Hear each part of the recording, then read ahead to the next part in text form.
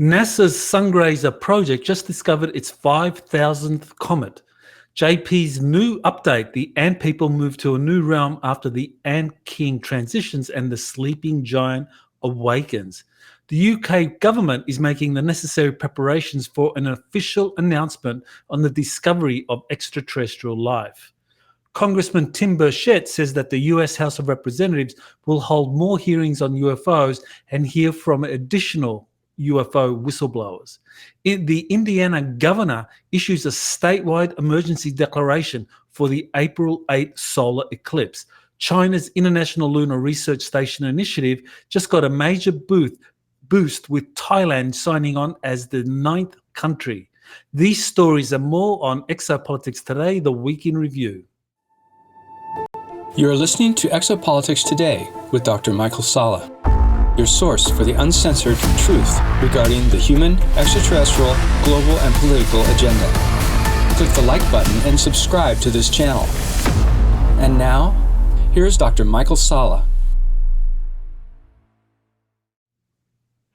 Welcome to the April 6th edition of Exopolitics Today, the Week in Review. There has been quite a few developments this week that are worth looking at. So let's start at the initial tweet that I wanted to cover, which is this announcement by NASA that it has discovered its 5,000th comet through the Sungrazer Project. And that's a project that involved the creation and the sending up of the Solar and Heliospheric Observatory in 1995. And in the 29 years ever since, it's recorded 5,000 comets. But also, it's recorded other things that NASA doesn't want you to know about, which is giant motherships, cubes, spheres, all sorts of anomalies entering and leaving the sun. And these have been discussed by researchers that have been examining the SOHO data. Now, in all these cases where these kinds of objects were sighted, you had NASA and the European Space Agency that were partners in the SOHO project. They were always saying that these anomalies or these motherships, giant cubes, giant spheres, giant space sphere or giant saucer-shaped craft in the vicinity of the sun, entering it and so forth, that these were glitches, anomalies, malfunctions. So it just shows that even when NASA's own instruments record spacecraft in space, that the scientific instruments that were set up there and people examine these, researchers examine these, nevertheless, despite that empirical data, this will still be dismissed.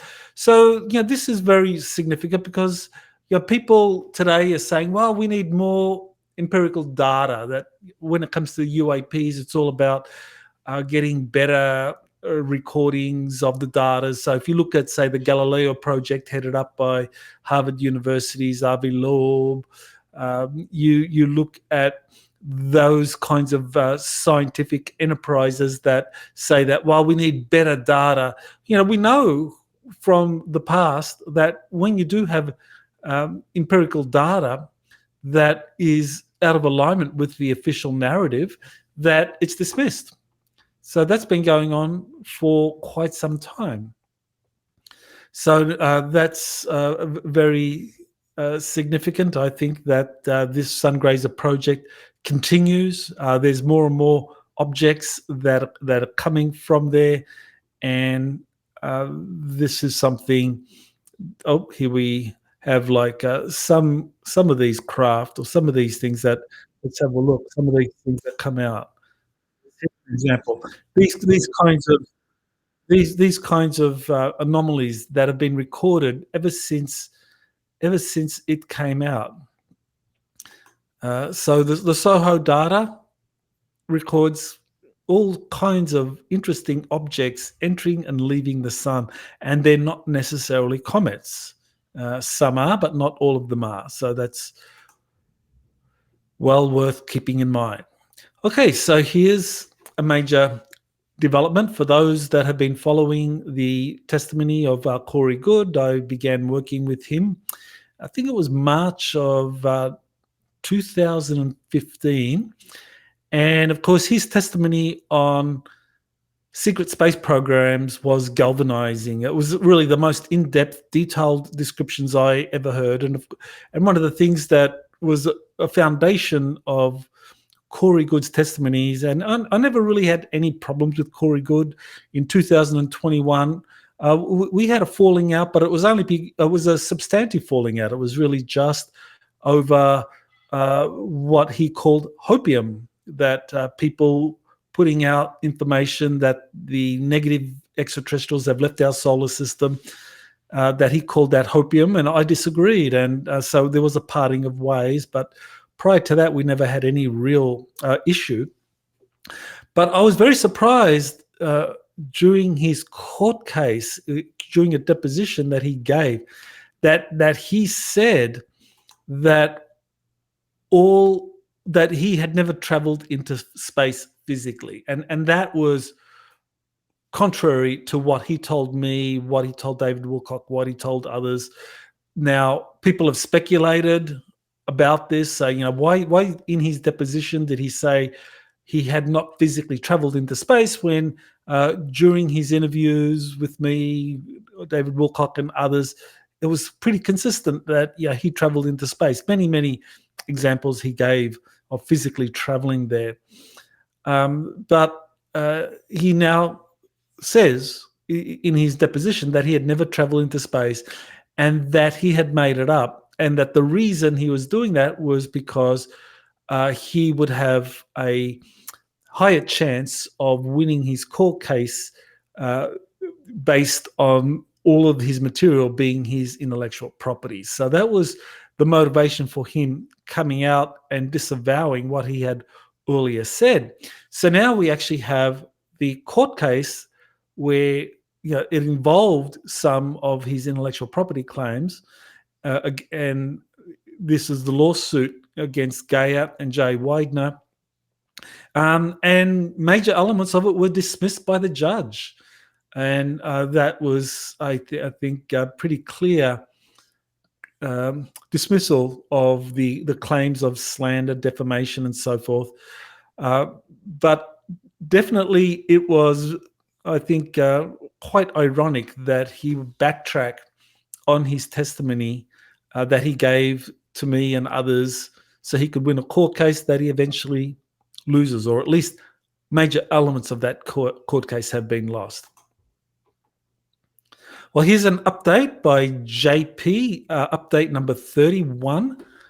Actually, I think it might be update number 32. We got our numbers mixed up, but nevertheless, JP, he goes into an underground realm that he had visited before, and he saw the Ant King, and there were people there, or humans there, that were had taken refuge in this ant civilization over the prior centuries, and who knows how far back in time the humans were in that ant kingdom. But there were humans there along with the ant people. So when and JP, in his earlier mission there about a year ago, he saw this ant king and had a private audience with him. But now he goes back, and the ant king and all the ant people are gone.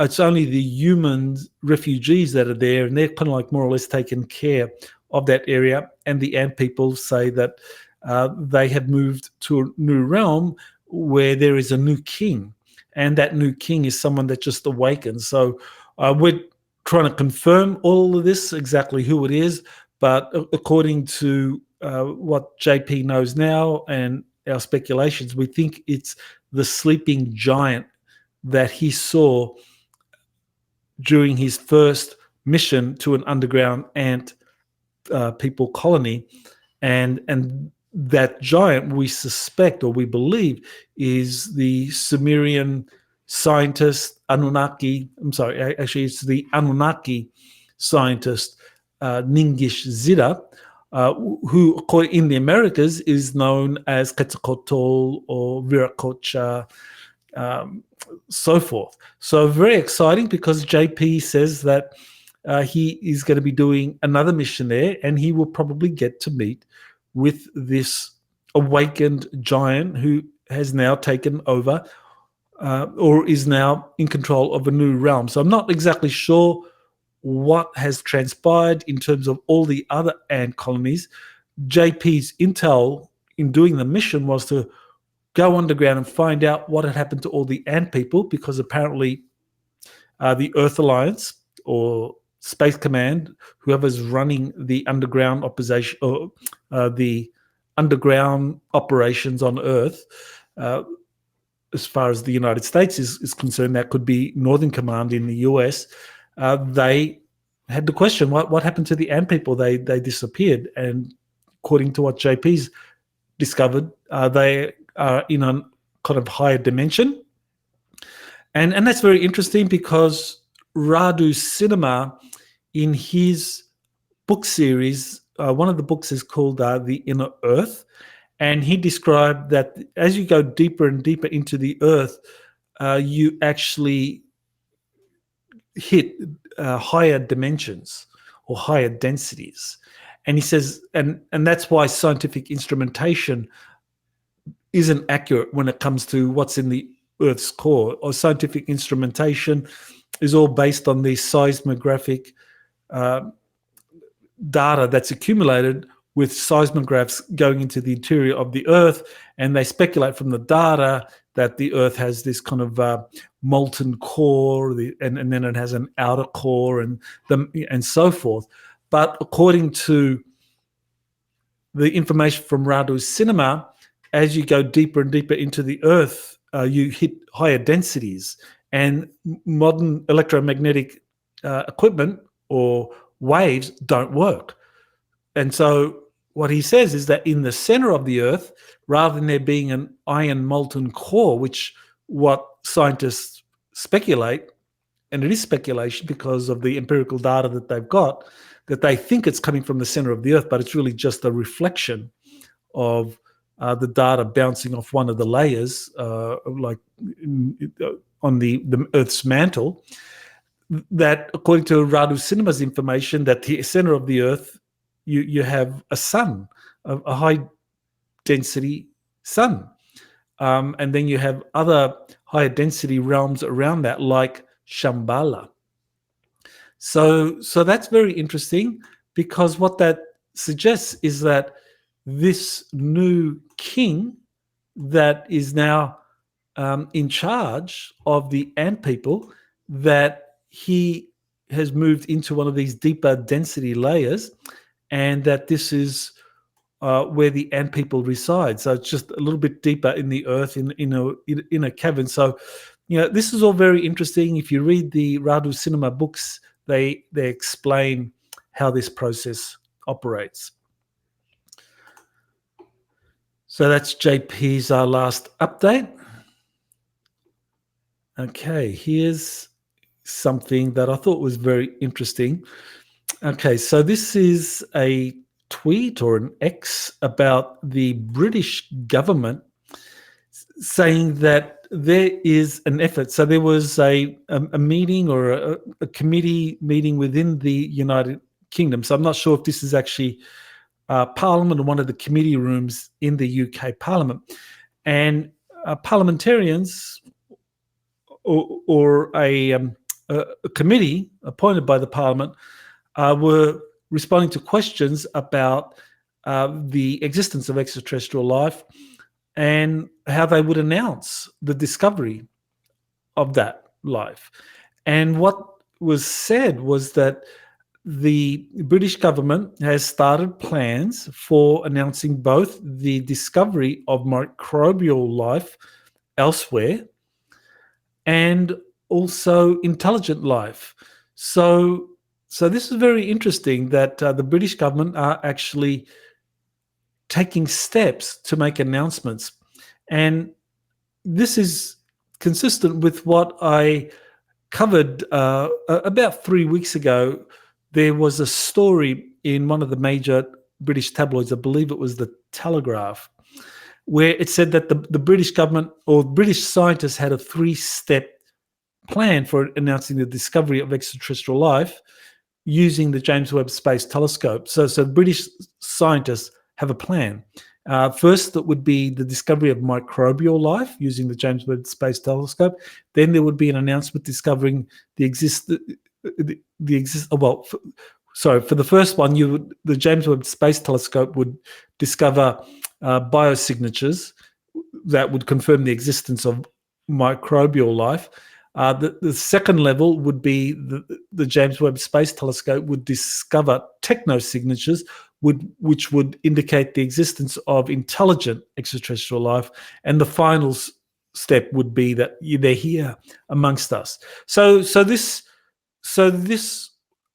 parliamentary meeting in the UK is showing that this is actually a very real process that the Britain's scientific community is developing. So that is very good.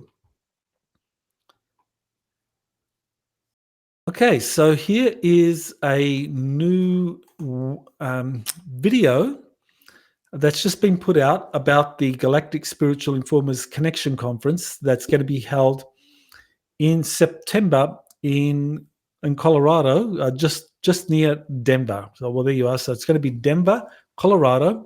It's going to be in September.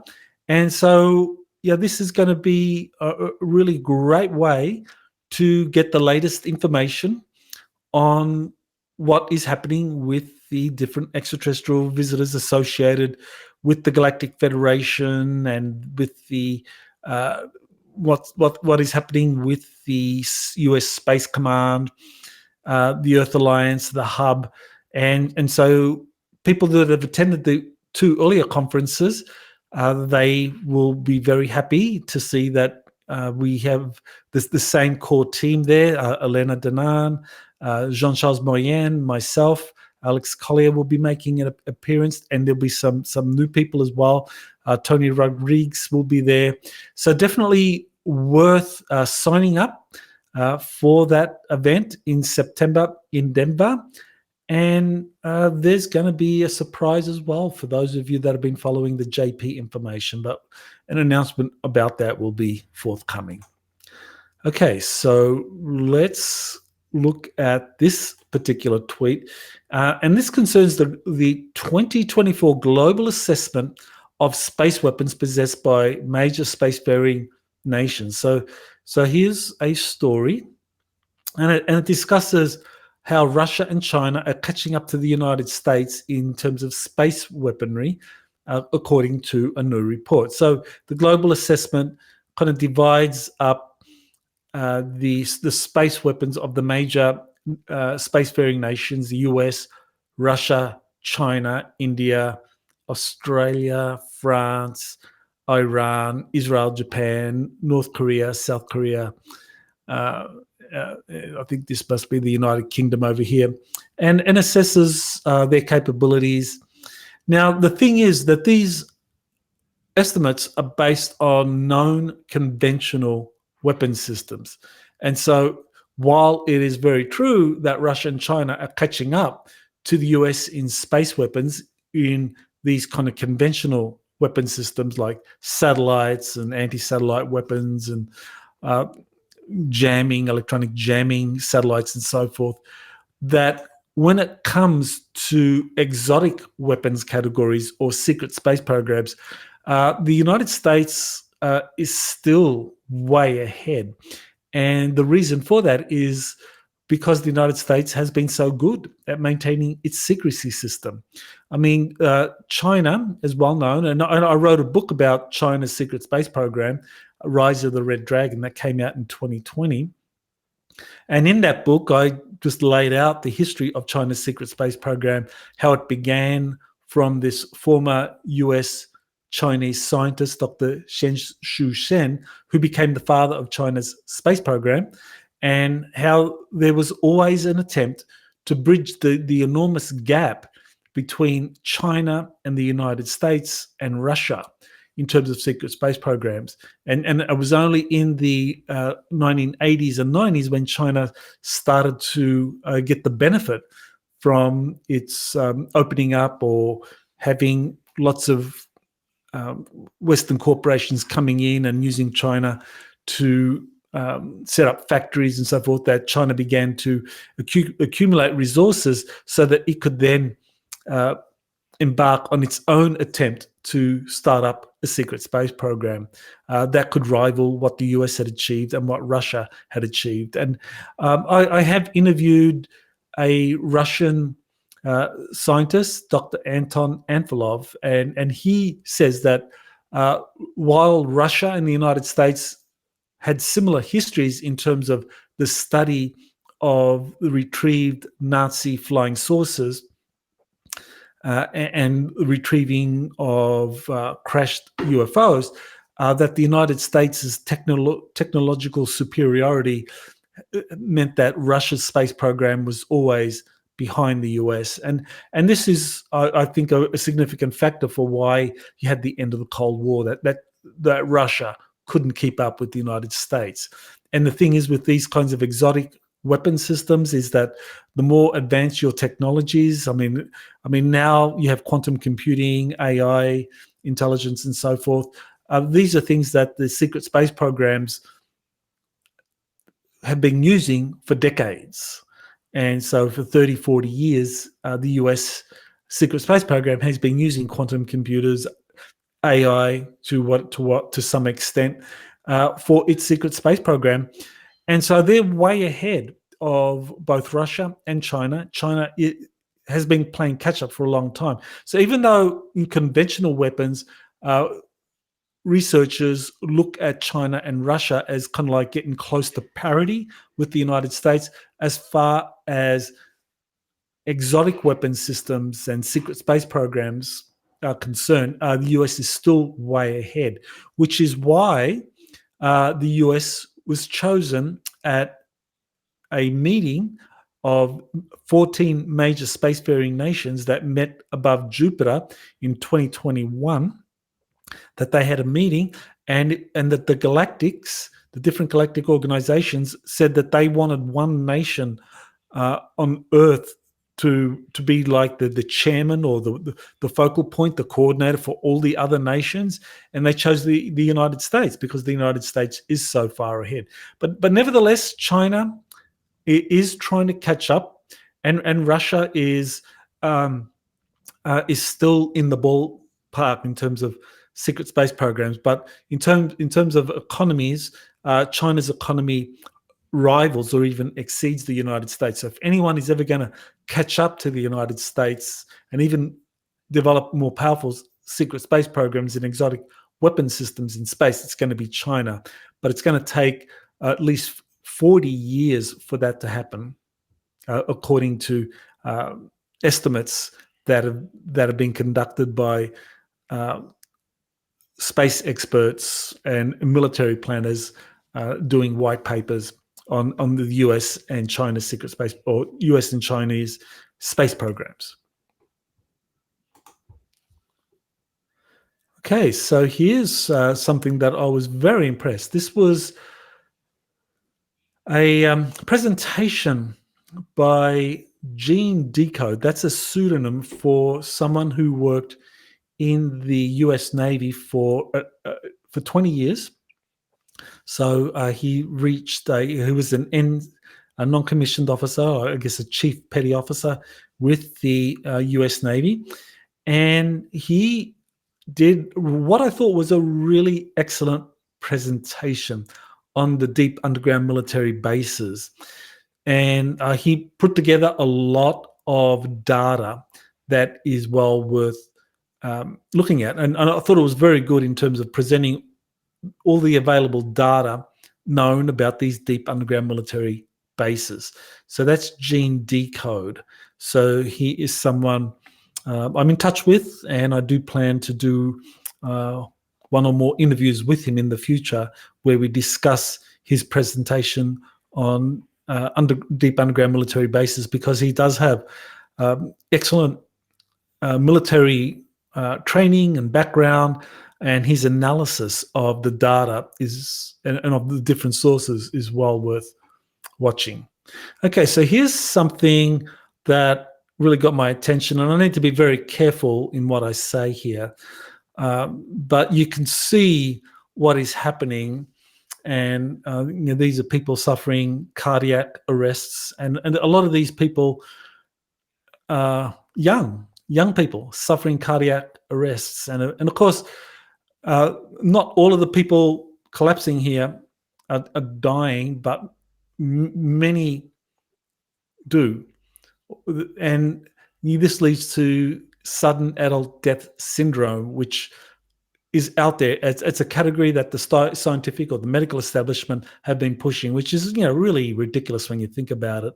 It's like something that they want to cover up concerning the thing that people were forced to put into themselves, that is being covered up, that data.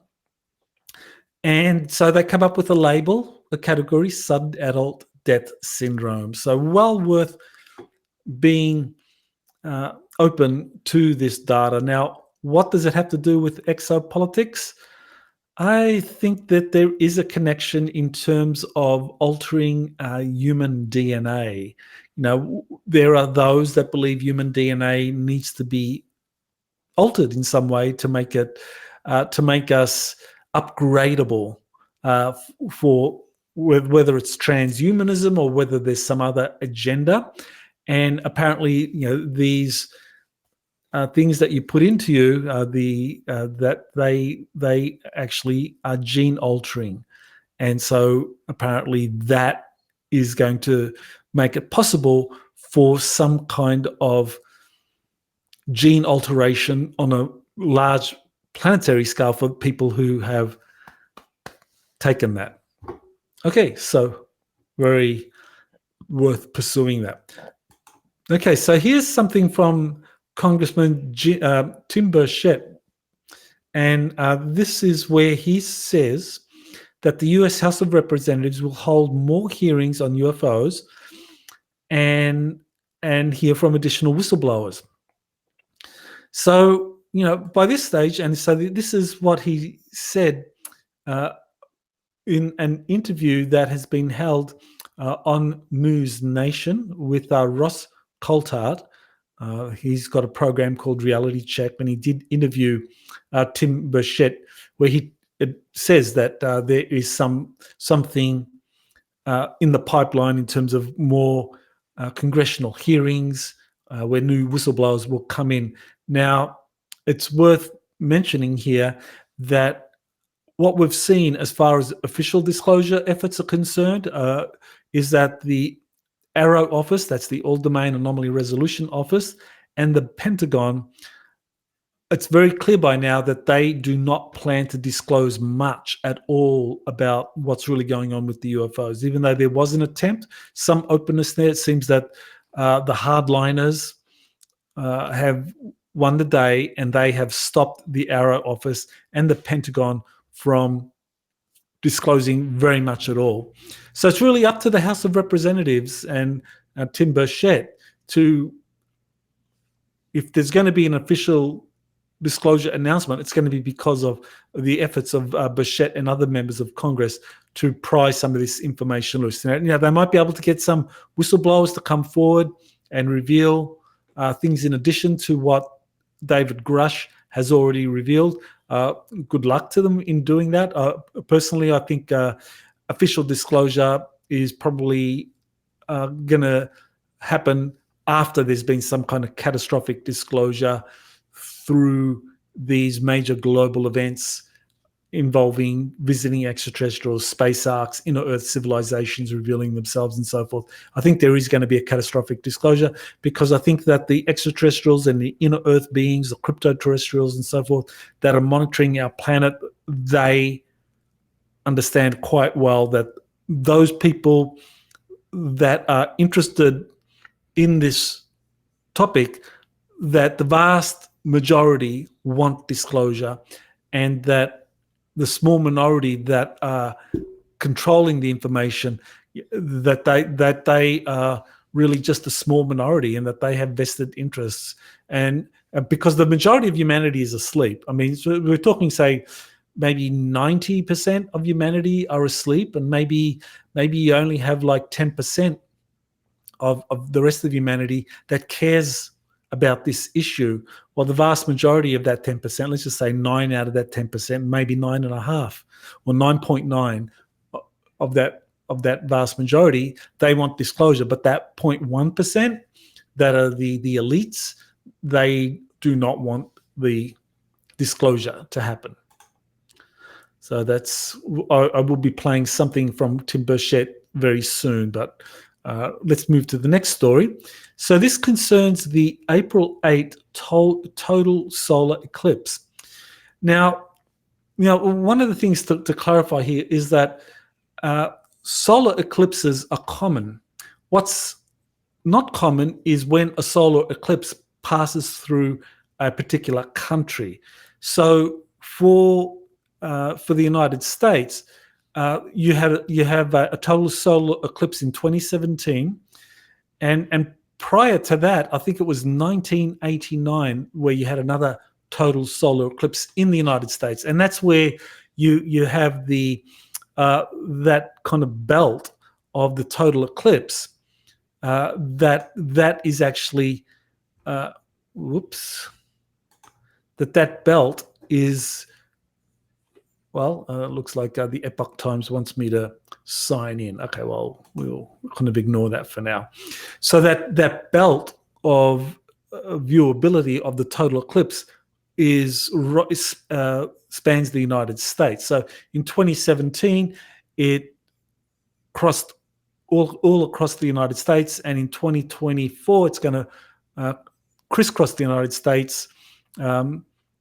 Starting from the south and moving up to the north. Now, prior to that, there was a total solar eclipse in, I believe it was 1989. So these total solar eclipses, they will pass over specific areas of our planet. It doesn't happen every year. It happens every 10, 20, 30, 40 years even. And for smaller countries, it might happen once in a century. So the band of the total solar eclipse is interesting. And so what's happened is that the Indiana governor has issued a statewide emergency declaration for the April 8th total solar eclipse.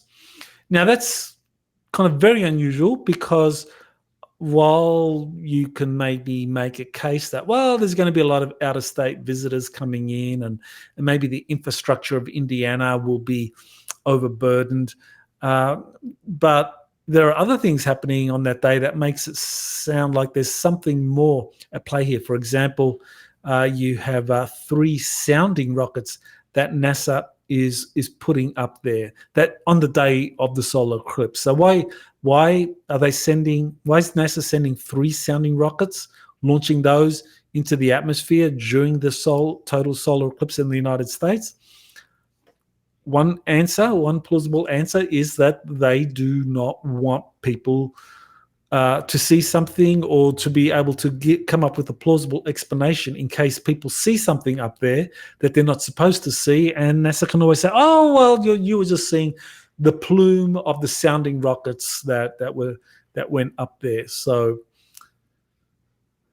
that's very unusual. And it's not just the state of Indiana. Also, there have been emergency declarations and mobilization of the National Guard in other states as well, and that these will carry over to the total solar eclipse. And so it will be very interesting to see the total solar eclipse is going to happen on Monday, April 8th. So in 2 days' time, we'll find out what all the fuss was about. Okay, so here's an interview I did with Craig Campobasso, who is an award-winning filmmaker. And he has written a book called The Extraterrestrial Almanac.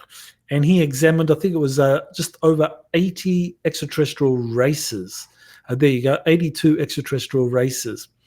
Now, Craig is someone who's an accomplished filmmaker. He's worked with some really major Hollywood producers, such as Dino De Laurentiis and David Lynch, and worked with A-list actors like Arnold Schwarzenegger. So, he's really connected to that whole Hollywood industry. I mean, that today might be actually a bad thing, but it does mean that he knows all about script writing and casting. He's a casting director. He's been a casting director for decades now. So he's wanting to make films.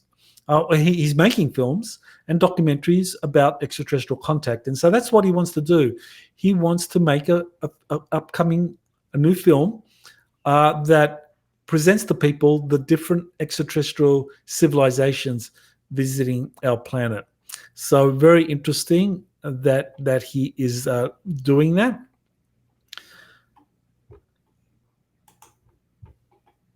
Now we have this video clip that I wanted to play you from Congressman Tim Burchett, where he was approached by an unnamed public official, doesn't say who it was, who was really trying to warn Burchett off, saying, look, you shouldn't pursue this UFO transparency thing because it wouldn't be a good thing. People would riot. So I think what Tim Burchett had to say in response to that is well worth listening to. So let's play that clip, Jazz.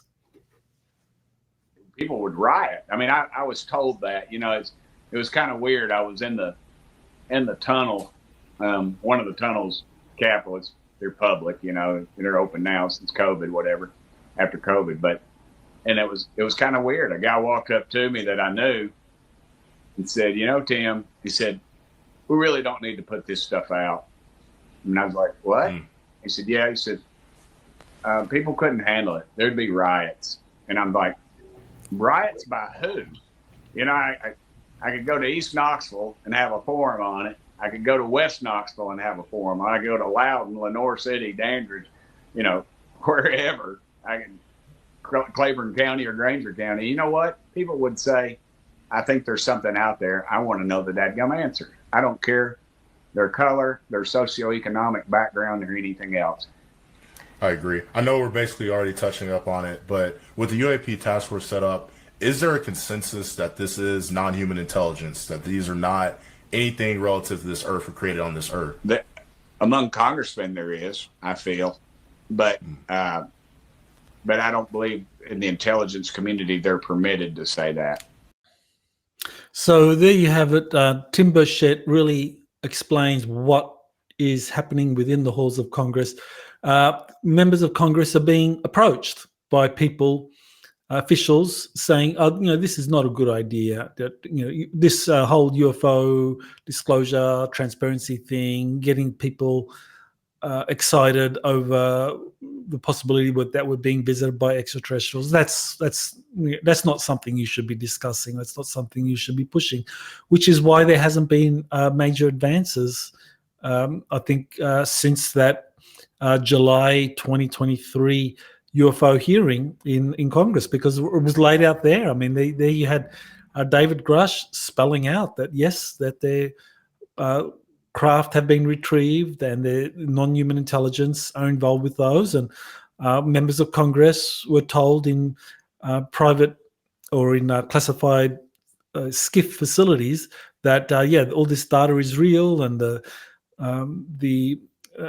the Inspector General for the Office of National Intelligence, he also confirmed that there was truth to all these claims that Grush was making, but Congress hasn't really made much progress, and it's just a few members of Congress, people like Tim Burchett, Anna Luna, and a few others. And I think we now know from Tim Burchett why that's the case. I mean, this should be snowballing in Congress. I mean, members of Congress should be like jumping on the bandwagon and say there's truth to this, but instead we just have a few members of Congress kind of trying to move the issue forward, but it's getting harder and harder. And again, that's why I think we really shouldn't put our hopes into any kind of official disclosure happening soon. I think that opportunity has passed. It's going to have to be some kind of catastrophic disclosure. Okay, so here is an announcement concerning China's International Lunar Research Station Initiative. Thailand has just signed on. So it's the 9th nation now that signed this initiative that began with China and Russia announcing it in St. Petersburg, Russia, and then Venezuela, Pakistan, Azerbaijan, Belarus, South Africa, and Egypt have all joined. And what this is doing, this is the beginning of a separate civilian/military space alliance, one that will be headed by China along with Russia, and the other one that is being headed by the United States. And the United States initiated the Artemis Accords, which currently has 36 spacefaring nations, major nations. So France, Germany, Italy, Canada, United Kingdom, Australia. They've all signed on to the Artemis Accords, but that's the main kind of multinational civilian space enterprise that's happening.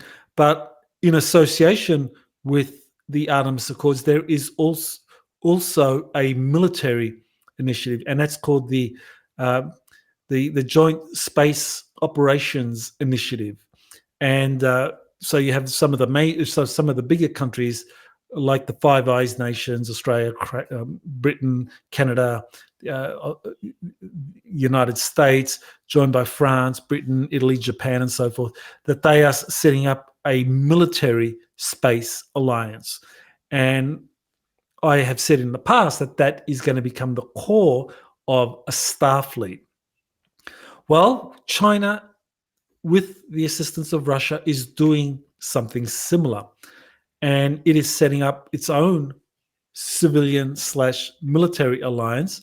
And China's space program is a military space program. So when countries sign on to this China-led space program, it really is a joint civilian military initiative. And that's very interesting because in 2019, there was a space futures workshop at Peterson Air Force Base in Colorado that was convened by what was then called the U.S. Air Force Space Command, which was reconstituted or rebranded as the United States Space Force. And they envisaged, they kind of mapped out what is going to happen over the next 40 years. And they predicted that by 2060, there would be 8 viable scenarios. And three of the scenarios involve the United States being the dominant space power, and the most desirable of those was a Star Trek future. But another 3 scenarios envisaged a future where China would be the dominant space power, not Russia, but China. So we're seeing the beginnings of that now, that you're having 2 rival space blocks that are forming. For now, the United States Artemis Accords and its Joint Space Command initiative, that's the military aspect that's behind it, is the dominant.